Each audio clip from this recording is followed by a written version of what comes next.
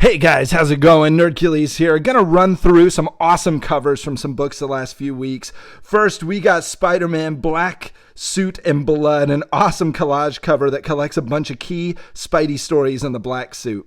Then we got this Clayton Crane Venom War #1. This came out a few weeks ago with the Venom horse made notorious from the new Venom movie trailer. Very cool. Then we got Venom War Spider-Man. This has a whole new version of Spidey, just kind of another one that we're adding to the multiverse. Then, steering away for a minute into kind of an old school indie book, The Dark Crystal, #2 of 2. These books actually came out when The Dark Crystal originally released in theaters, and I love these kind of new variant covers. They're really beautiful. Then we got Uncanny XMen #1. So this, another kind of collage cover, all of these different X-Men, very beautiful. This has been a hot book, so if you can find it, pick it up for sure.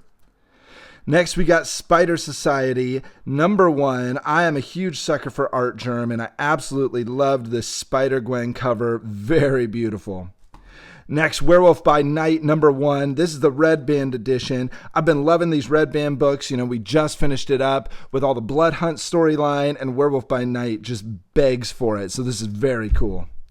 Next, this is actually from Free Comic Book Day, but it was the very first appearance of Nightwatcher, and I wanted to show it to y'all because Nightwatcher #1 just came out. So, very cool book. We know the very first appearance here was last Free Comic Book Day, but this, which just came out, you know, built in the world of Ninja Turtles, and in this issue, #1, we find out who the Nightwatcher is, so definitely worth picking up. Next, we got another Disney variant cover. We looked at these variant books that they actually started doing a few weeks ago, but they continue to roll these with the Spider-Man books, and I absolutely love these covers. They're so fun. Next, we got our Campbell cover with X-Men #2. He's done a couple of these covers, which are really awesome. Psylocke on #1. This was #2 with Magic. So obviously very, very cool covers. They all look very similar to with a heroine standing there and kind of X-Men in the background. So definitely worth picking up and grading and having them all lined up. And last, we got Spider Society, Enter the Spider-Verse #1. We looked at this issue just a second ago with the Art Germ, but this was the A cover, so had to bust it out. This, like all the Spider-Verse books, is very, very cool. Lots of just going across the universe, checking it out with different types of spider people. You kind of, at this point, probably know what it's going to be like, right? Just every single page, we're getting new types of spider characters. And what's great in this is there's some that we know by now, right? We know Spider-Rex. We know, obviously, you know, Silk and Miles and people like that.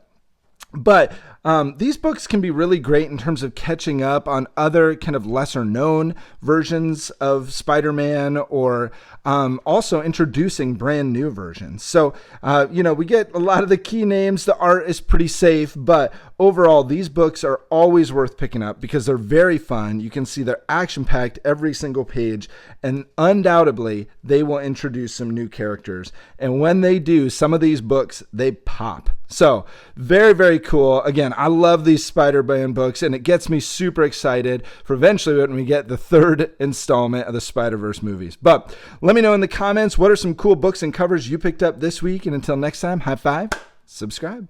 Nerdcules.